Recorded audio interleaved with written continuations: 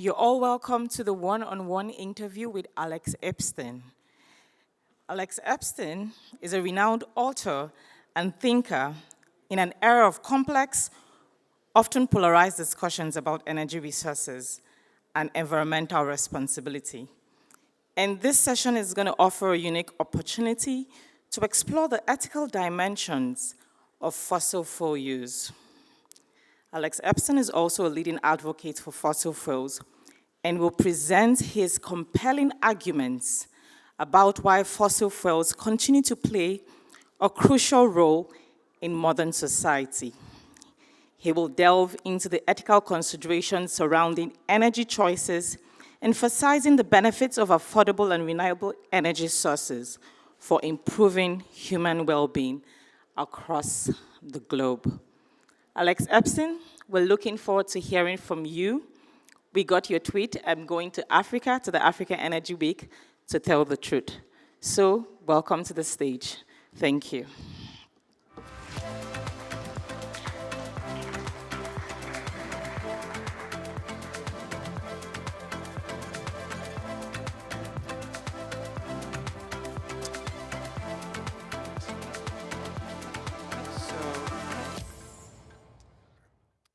Can you guys hear me?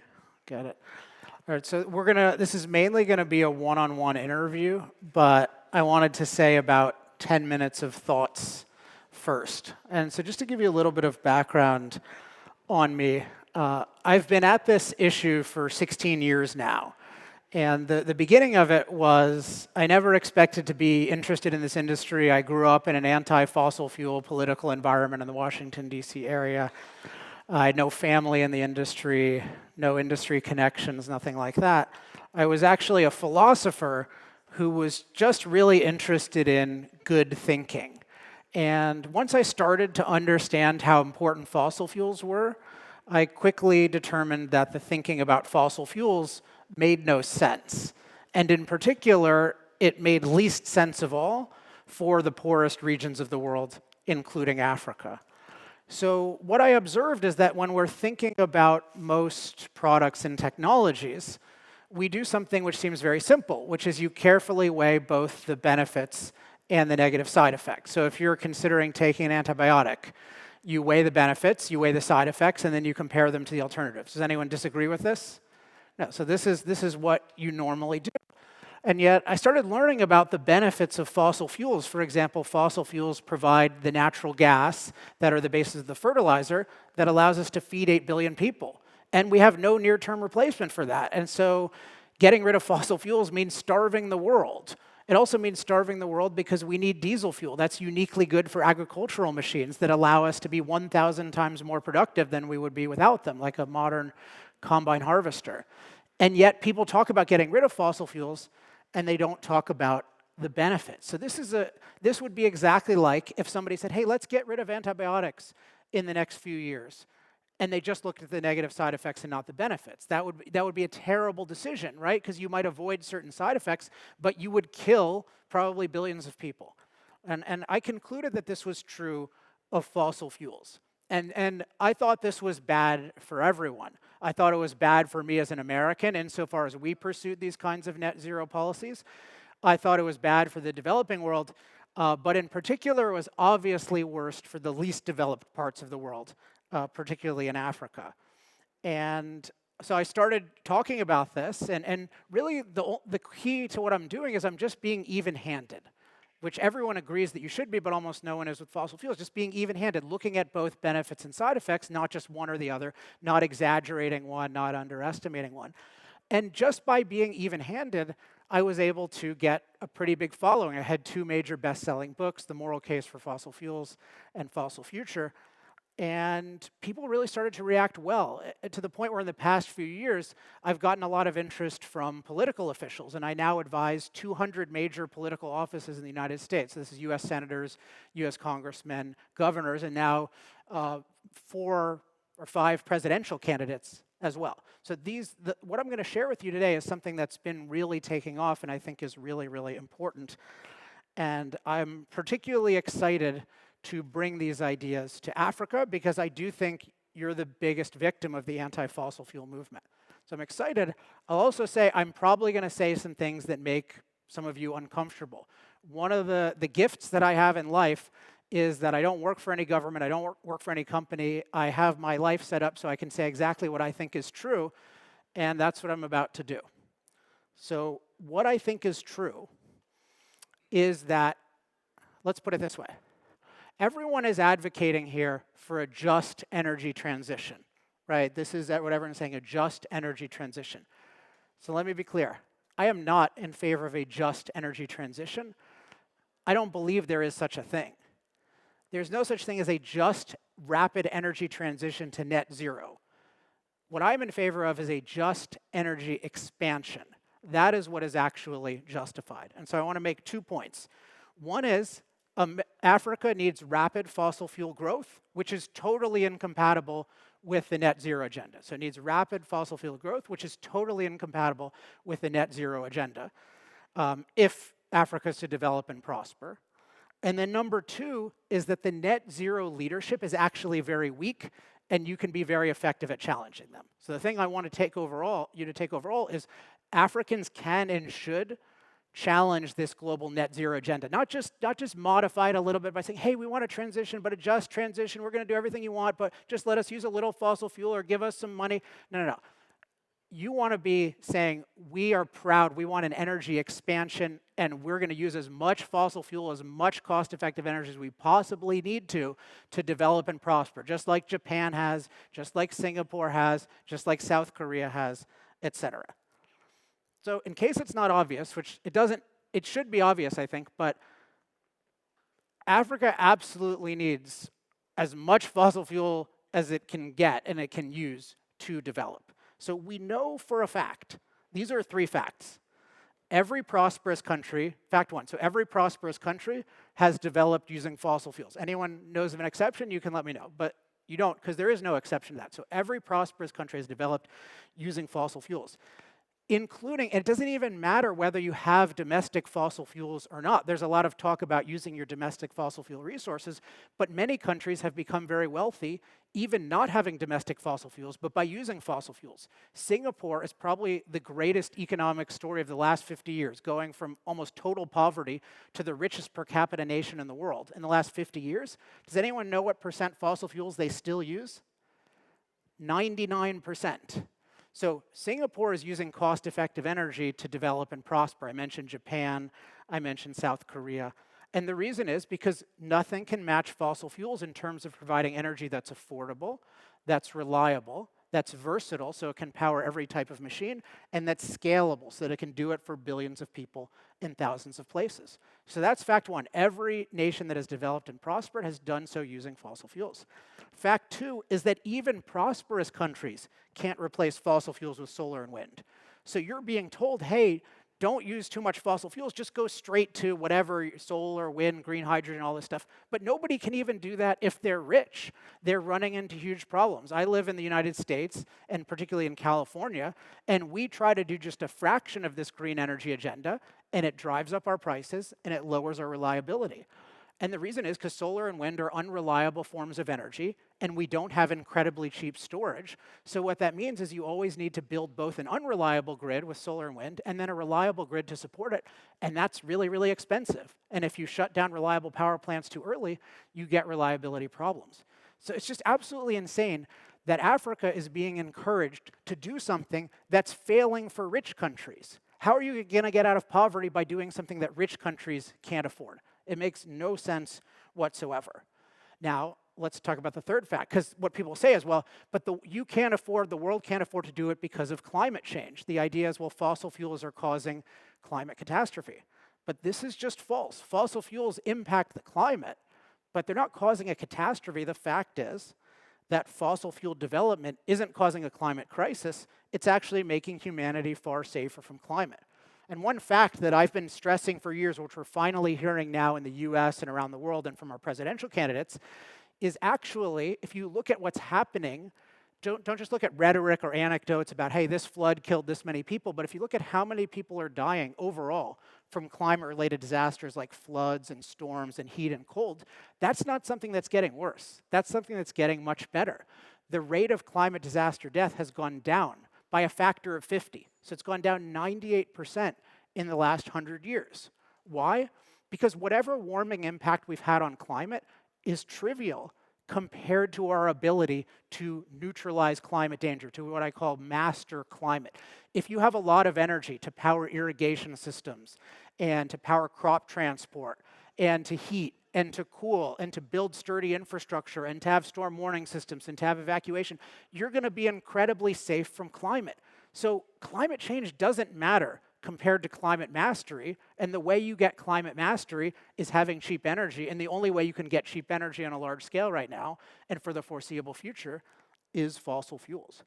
So undoubtedly, Africa needs far more fossil fuels to develop and prosper, and that's not going to cause a crisis. It's going to make you far safer from climate. You're already safer from climate than you used to be, but it's going to make you far safer because you'll have the energy to deal with climate and with every other problem. So that's my first point, is that Africa absolutely needs to massively increase the use of fossil fuels to develop and prosper, and that totally contradicts net zero by 2050. Net zero is basically saying commit suicide and Africa go first. And I don't think anyone should do that. And in fact, China and India obviously aren't doing that. The US and Europe are starting to do it, and it's ruining our economies, and you guys should absolutely not play along at all. So my second big point is that the net zero leadership is morally weak, and it cannot withstand a confident African challenge. So what I'm seeing is Africa has definitely improved in the past 10 years or so in terms of fighting back against this agenda, but it's still 10 times too weak. And this is something I can say again, because I don't work for a government, I don't work for a company, but just as somebody who likes energy and wants to see people succeed, just calling for a just transition, just saying like, hey, let us use a little bit more fossil fuel and we promise to do all these other things, that's not going to cut it. That's not good enough to develop and prosper. If Singapore had done that, they would not be Singapore today. You need to be really uncompromising. Now, the fear, I think, is, well, the net zero movement, it's such a powerful movement. It's all these countries, and they're going to cut off aid, or they're going to punish us in various ways, and it's kind of scary. And I don't think that's true. I think that if Africans stand up confidently and say, hey, we have the right to develop, we have the right to prosper, it's good for us to use fossil fuels, we're proud of that, we're not going to apologize, I think the prosperous world will just back off. Because Joe Biden, Antonio Guterres, all of these people, these are not courageous people. These are just people who follow the trends and who just say net zero because nobody is opposing them. But if you just point out, look, this is incredibly unfair for you to do this, like for you to hold us back. We have every right to do this, and you are wrong for stopping us. I believe that these guys are going to back down.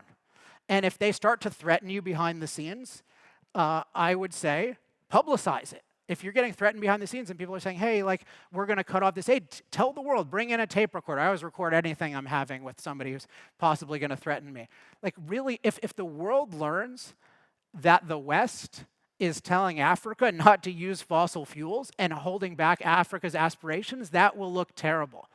One thing I can say for sure, as somebody who's been a lifelong resident in the US, who knows US and European culture really well, is the number one thing that Western officials are afraid of is looking bad in two ways. There are two aspects of this. They're afraid of being anti-poor, and they're afraid of being seen as in any way anti-people who are non-white. These are the two things. If you look in the US, you will get destroyed. If you're viewed as anti-poor or anti-black, anti-brown, you will absolutely get wrecked. And yet, what is the net zero policy? It is the most anti-poor, anti-non-white policy that has ever been conceived in history. And I do believe you can and you should call it racist. And I do not use that term lightly. But I believe that what's happening is people don't really believe, and it's really disgusting, but they don't really believe that Africans want progress. A lot of the West doesn't believe. They think, like, Africans, they don't really care about having a lot of energy. They don't want progress. They don't want modern life. They just want to stay the same way that they've always lived. I know for a fact this isn't true.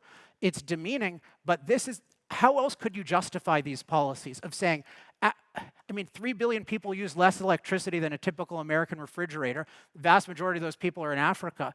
How can you justify keeping people in poverty? The only way they justify it is they think people in poverty don't really want prosperity. That's disgusting and that's racist, and you can call that out. So my belief is, if you can really just be confident and say, hey, we have a right to develop, we have a right to prosper, don't do compromises, don't agree with this idea of energy transition. No, it's about energy expansion. That's the number 1, 2, 3, 4, and 5 priority. Then I think you can make a big difference. And what I'll say just before I get to the discussion is, just as I help for free 200 major offices in America, anyone in Africa who wants to do the right thing and fight, I offer my services free of charge. I'll help you with the right messaging. I'll give you the points you need. I think this is good for 2 reasons. One is it'll be really good for Africa, and that's just a really good thing, and I love Africa, and I just love to see people succeed. But I have a really selfish reason as well, which is I think Africa has by far the best chance of standing up to this net zero movement that threatens everyone. I think the net zero movement threatens the rich world, the poor world, everyone, everything I care about. And I believe that Africans standing up to it is not only in Africa's interest, it is going to help save the world from this mass destructive movement that everyone is following like lemmings. So I want to do whatever I can to help with that. And I hope some of you join me. So thank you very much.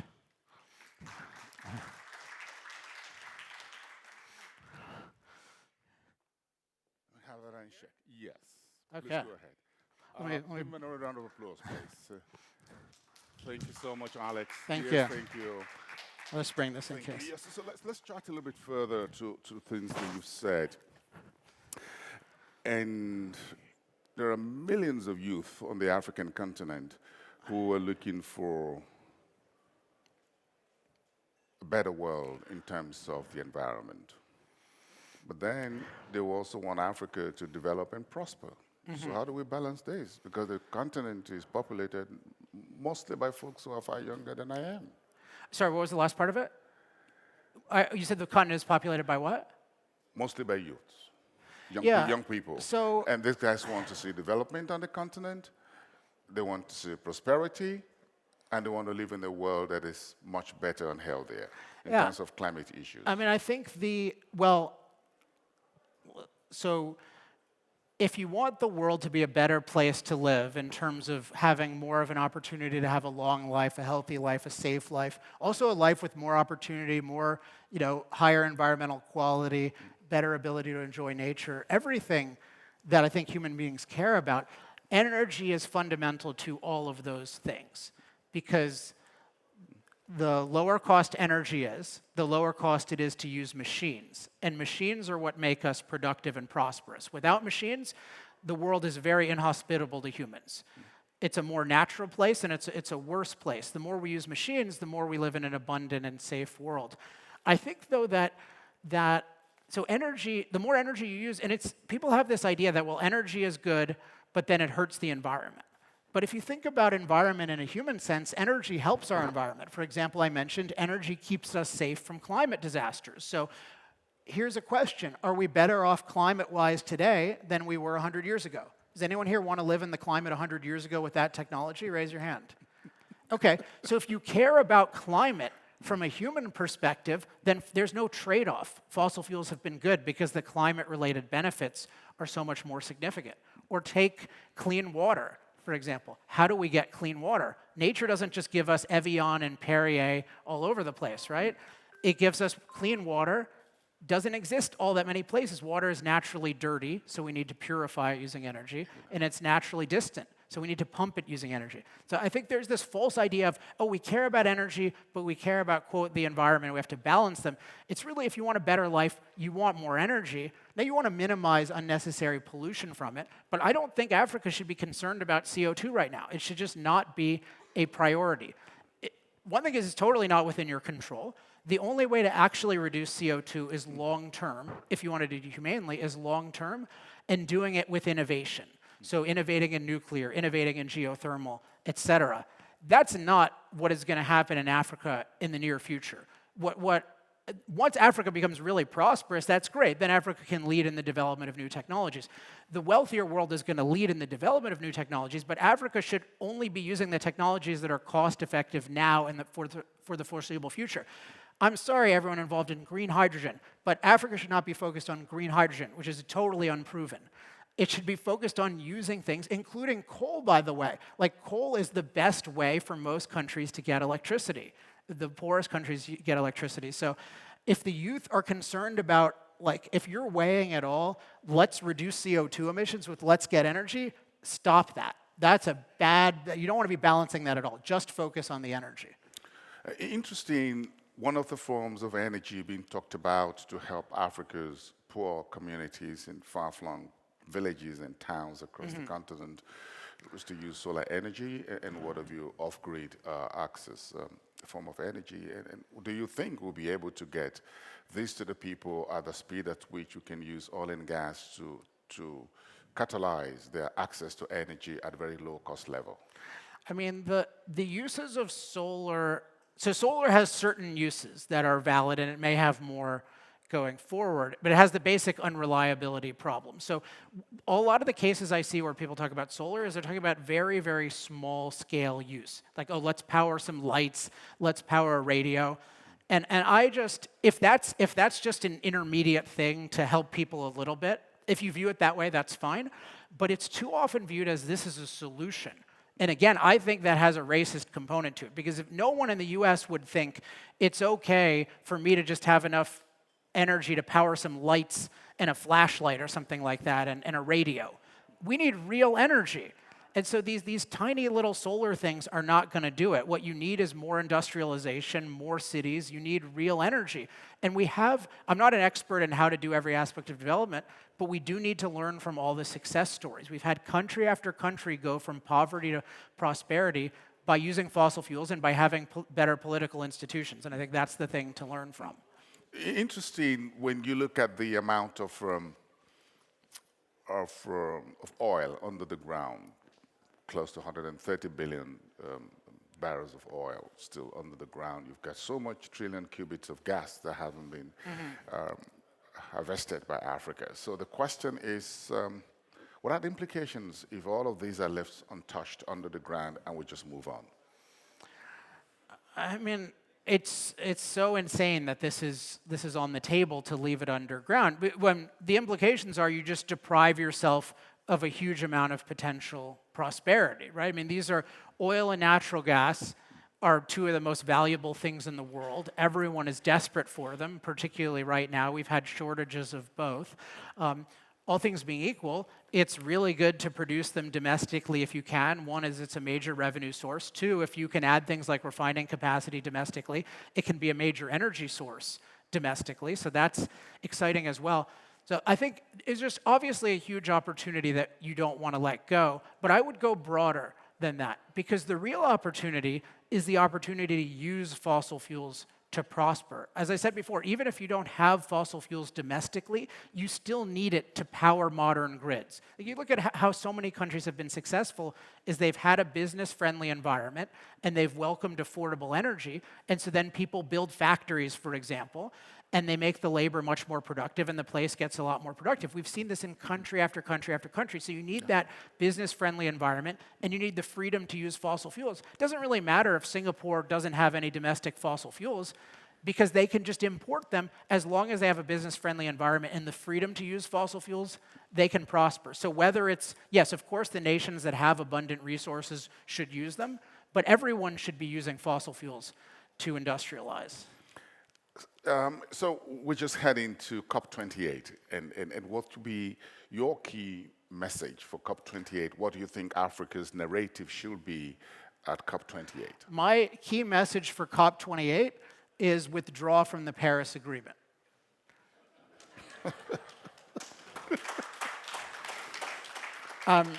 That sounds out there, but why would you ever sign this agreement? I mean, I know some of the reasons why, but the reasons why usually aren't good. I mean, this is an agreement that in its current interpretation says you have to rapidly eliminate fossil fuel use in the next 27 years. Like, this is just a death sentence. China's not following it. They have 300 coal plants in the pipeline designed to last 40 plus years. India's not following it, but they're trying to get Africa to follow it. And if it even slows down your progress 50%, that is ruining hundreds of millions of lives. So this is the thing. I think, and if anyone knows any leaders who are open to talking about this, if there were 3 African governments that said, we withdraw from the Paris Agreement, you would save the world. You would save the world from the destruction of this maniacal movement because you would break the monopoly that they have. So I don't know if it's possible to get anyone to do this. Again, I'm happy to talk to anyone. Email me, alex@alexepstein.com. I'll help you in any way I can. But I'm just telling you morally what's right. I'm just asking for 3. I would love it if all the African leaders did. But this is just a death sentence for the globe. It makes no sense at all. And why do it? Why do it? Because what? Because they're going to let you use a little fossil fuels? Well, that's not enough. Because does anyone believe you're going to get $100 billion a year indefinitely? Particularly if, first of all, that was promised, it didn't happen. And the world is going to make itself poorer and poorer. We're having a global economic crisis based on a global energy crisis that's based on just a tiny implementation of net zero. We haven't even reduced fossil fuel use under net zero. We've just slowed the growth. We caused a global energy crisis. We have all sorts of inflation problems.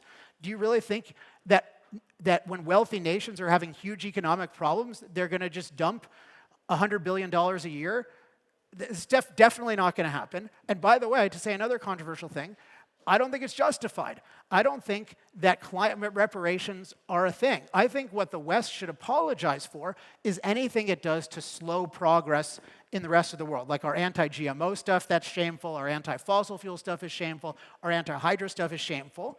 But our fossil fuel use has been good for the world. Our fossil fuel use has raised the life expectancy of everyone. We've decreased the climate-related death for everyone. So I don't believe in climate relations morally, and they're sure as hell not happening practically. So there's nothing to lose and everything to gain in standing up to this movement and withdrawing from this Paris Agreement. And if you get threatened behind the scenes, again, expose them. I'm trying to wrap this up as a business journalist, and I sat in this room yesterday evening for a couple of hours with the African Petroleum Producers Organization's chief executive, the Secretary General, and the APPO is moving towards a few initiatives to support and further push for Africa's energy sovereignty. For example, the setup of the African Energy Bank, as well as getting Africa's heads of state and governments to sit together and provide the political leadership and support that the private sector and Africa's energy organizations and public institutions will need. What more do you think the continent can do to ramp up on the road to energy sovereignty, while energy transition, which you call energy expansion, should go hand in hand?